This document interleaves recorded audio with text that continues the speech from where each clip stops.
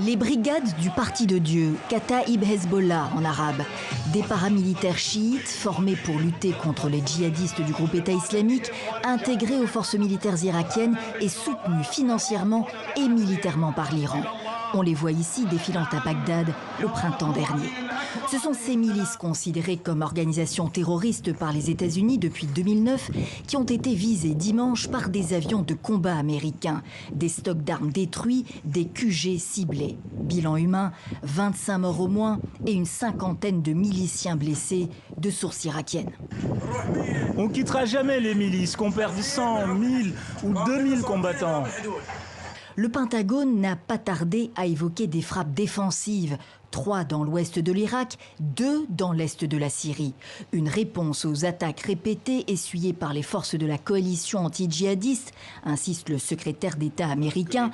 La dernière vendredi près de Kirkouk en Irak a tué un sous-traitant américain et fait plusieurs blessés. Ce que nous avons fait, c'est agir de façon décisive. C'est ce que dit le président Trump depuis des mois. Nous ne tolérerons pas que la République islamique d'Iran mette en danger les citoyens américains. La réponse de l'Iran est venue depuis Moscou, où le chef de la diplomatie iranienne affiche le plus grand sourire aux côtés de l'allié russe. Les attaques américaines en Irak sont inacceptables. Les événements de ces dernières heures relancent les tensions vives entre Washington et Téhéran depuis la dénonciation unilatérale par Trump de l'accord sur le nucléaire iranien.